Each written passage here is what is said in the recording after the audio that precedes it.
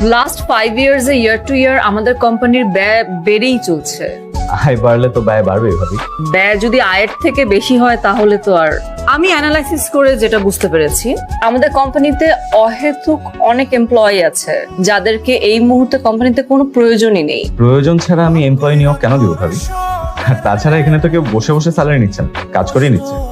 আমি তো আমার সামনেই এমন একজন এমপ্লয়িকে দেখতে পাচ্ছি যাকে এই মুহূর্তে কোম্পানিতে কোনো প্রয়োজন নেই, তবুও বসে বসে অনেক মোটা অঙ্কের টাকা নিচ্ছে। আরে ইফতি, রাগ করছো? Sorry, I was just joking. আর তুমি বাবাকে বলো না কিন্তু আবার। কি হইলো? আপনি জায়গা আছেন কেন?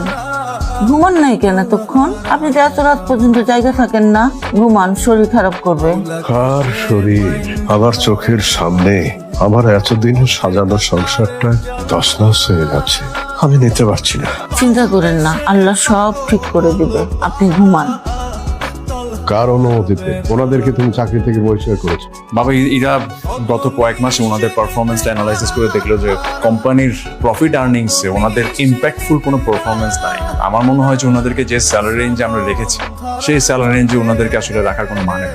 সেই জায়গায় আমরা আরো কম স্যালারিতে আরো দুজন ইয়াং ট্যালেন্টেড লোক রাখতে পারি, সেটা আমাদের কোম্পানির জন্য আরো অনেক বেশি বেনিফিশিয়াল। কোম্পানির জন্য কোনটা বেনিফিট আর কোনটা বেটার হবে সেটা কি তোমার কাছ থেকে আমাকে শিখতে হবে? আপনারা যান, গিয়ে নিজের কাজ করুন।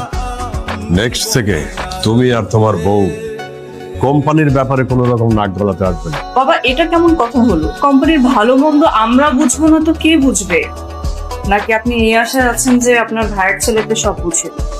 বৌমা, সংযত হয়ে কথা বলো। আমি আমার কোম্পানির দায়িত্ব কাকে বুঝিয়ে দেব কি দেব না সে কৈফিয়ত কি তোমাকে আমার দিতে হবে? বাবা, কৈফিয়ত দেওয়ার কোনো বিষয় না।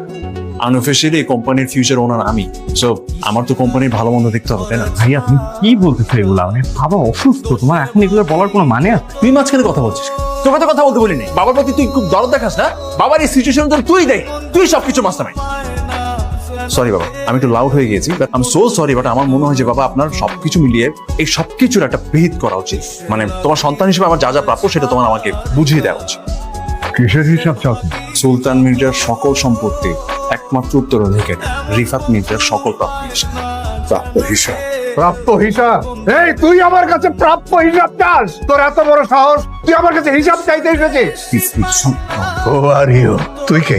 তুমি কে? আমাদের বাপ ছেলের মধ্যে কথা বলতে আসো? তুমি কে? আমি চাই এই মুহূর্তে এই রুম থেকে সবাই বেরিয়ে যাবে। আমার ছেলের সাথে হিসেব নিকেশ আছে।